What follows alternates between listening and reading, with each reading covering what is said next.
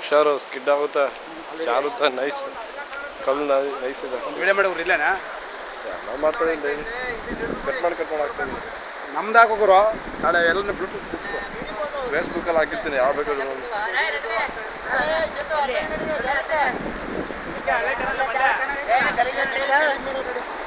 ಒಳಗಡೆ ಇನ್ನೂ ಚೆನ್ನಾಗಿರುವಂಗೈತೆ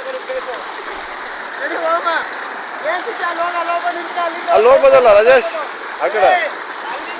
ಬಂಡೆ ಪಟ್ಟಲೆ ಬಂದು ನಡಿ ಗುರು ತಗೋಮ ಅದೇ